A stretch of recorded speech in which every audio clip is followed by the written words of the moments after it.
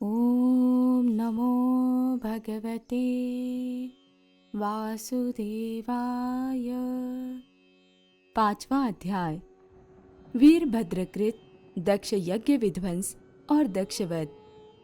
श्री मैत्री जी कहते हैं, महादेव जी ने जब देवर्षि नारद के मुख से सुना कि अपने पिता दक्ष के अपमानित होने के कारण देवी सती ने प्राण त्याग दिए हैं और उसकी यज्ञ वेदी से प्रकट हुए रिभुओं ने उनके पार्षदों की सेना को मारकर भगा दिया है, तब उन्हें बड़ा ही क्रोध हुआ। उन्होंने उग्र रूप धारण कर क्रोध के मारे होठ चबाते हुए अपनी एक जटा उखाड़ ली, जो बिजली और आग की लपट के समान दीप्त हो रही थी, और सहसा खड़े होकर बड़े गंभीर अट्टहास के साथ उसे पृथ्वी पर पटक दिया। उससे तुरंत ही एक बड़ा भारी लंबा चौड़ा पुरुष उत्पन्न हुआ। उसका शरीर इतना विशाल था कि वह स्वर्ग को स्पर्श कर रहा था। उसके 1000 भुजाएं थी, मेघ के समान श्याम वर्ण था, सूर्य के समान जलते हुए 3 नेत्र थे, विकराल दाढ़ें थी और अग्नि की ज्वालाओं के समान लाल लाल जटाएं थी। उसके गले में नरमुंडों की माला थी और हाथों में तरह तरह के अस्त्र शस्त्र थे। जब उसने हाथ जोड़कर पूछा, भगवान मैं क्या करूं? तो भगवान भूतनाथ ने कहा, वीर रुद्र तू मेरा अंश है, इसलिए मेरे पार्षदों का अधिनायक बनकर तू तुरंत ही जा और दक्ष तथा उसके यज्ञ को नष्ट कर दे। प्यारे विदुर जी, जब देवाधिदेव भगवान शंकर ने क्रोध में भरकर ऐसी आज्ञा दी, तब वीरभद्र उनकी परिक्रमा करके चलने को तैयार हो गए। उस समय उन्हें ऐसा मालूम होने लगा कि मेरे वेग का सामना करने वाला संसार में कोई नहीं है और मैं बड़े से बड़े वीर का भी वेग सहन कर सकता हूँ। वे भयंकर सिंहनाद करते हुए एक अति कराल त्रिशूल हाथ में लेकर दक्ष के यज्ञ मंडप की ओर दौड़े। उनका त्रिशूल संहारक मृत्यु का भी संहार करने में समर्थ था। भगवान रुद्र के और भी बहुत से सेवक गर्जना करते हुए उनके पीछे हो लिए। उस समय वीरभद्र के पैरों के नुपुरादि आभूषण झनन झनन बजते जाते थे।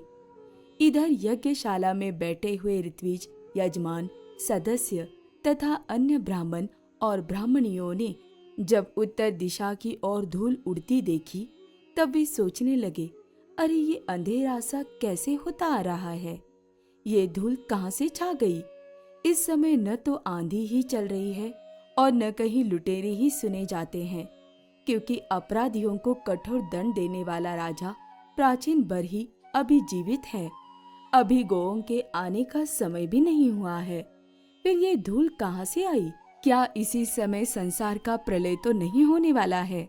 तब दक्ष पत्नी प्रसूति एवं अन्य स्त्रियों ने व्याकुल होकर कहा, प्रजापति दक्ष ने अपनी सारी कन्याओं के सामने बेचारी निरपराधा सती का तिरस्कार किया था। मालूम होता है ये उसी पाप का फल है, अथवा हो न हो ये संहार मूर्ति भगवान रुद्र के अनादर का ही परिणाम है। प्रलय काल उपस्थित होने पर जिस समय वे अपने जटाजूट को बिखेर कर तथा शस्त्रास्त्रों से सुसज्जित अपनी भुजाओं को ध्वजाओं के समान फैलाकर तांडव नृत्य करते हैं, उस समय उनके त्रिशूल के फलों से दिग्गज बिन जाते हैं तथा उनके मेघ गर्जन के समान भयंकर अट्टहास से दिशाएं विदीर्ण हो जाती है। उस समय उनका तेज असह्य होता है। वे अपनी बोहें टेढ़ी करने के कारण बड़े दुर्धर्ष जान पड़ते हैं और उनके विकराल दाढ़ों से तारांगन अस्त व्यस्त हो जाते हैं।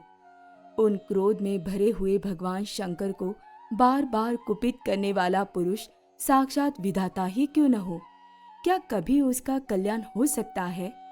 जो लोग महात्मा दक्ष के यज्ञ में बैठे थे, वे भय के कारण एक दूसरे की ओर कातर दृष्टि से निहारते हुए ऐसी ही तरह तरह की बातें कर रहे थे कि इतने में ही आकाश और पृथ्वी में सब और सहस्त्रों भयंकर उत्पात होने लगे।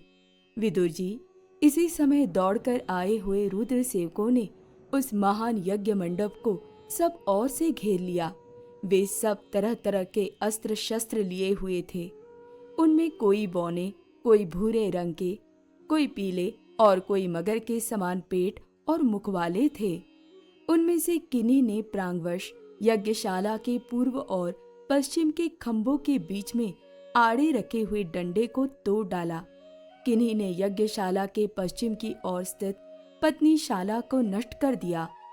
किन्हीं ने यज्ञशाला के सामने का सभा मंडप और मंडप के आगे उत्तर की ओर स्थित अग्निद्रशाला को तोड़ दिया। किन्हीं ने यजमान गृह और पाकशाला को तहस नहस कर डाला।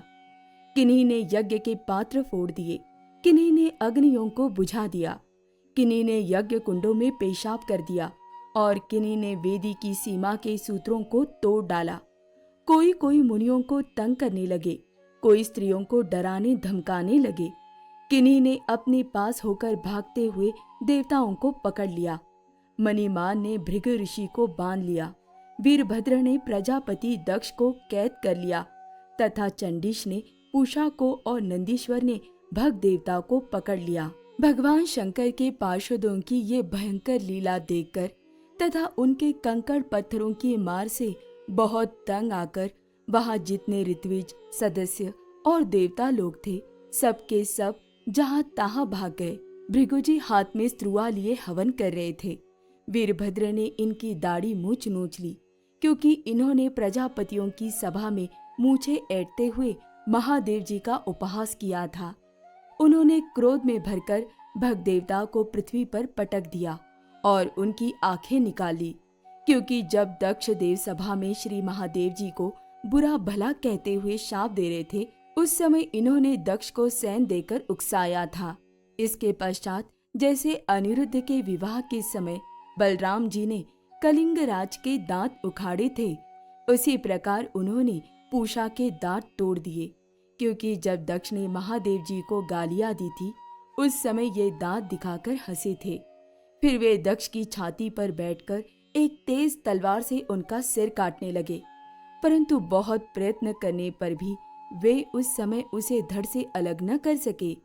जब किसी भी प्रकार के अस्त्र शस्त्रों से दक्ष की त्वचा नहीं कटी, तब वीरभद्र को बड़ा आश्चर्य हुआ और वे बहुत देर तक विचार करते रहे। तब उन्होंने यज्ञ मंडप में यज्ञ पशुओं को जिस प्रकार मारा जाता था, उसे देखकर उसी प्रकार दक्ष रूप उस यजमान पशु का सिर धड़ से अलग कर दिया। ये देखकर भूत प्रेत और पिशाच आदि तो उनके इस कर्म की प्रशंसा करते हुए वाह वाह करने लगे और दक्ष के दल वालों में हाहाकार मच गया। वीरभद्र ने अत्यंत कुपित होकर दक्ष के सिर को यज्ञ की दक्षिणाग्नि में डाल दिया और उस यज्ञशाला में आग लगाकर यज्ञ को विध्वंस करके वे कैलाश पर्वत को लौट गए। ओम नमो भगवते वासुदेवाय।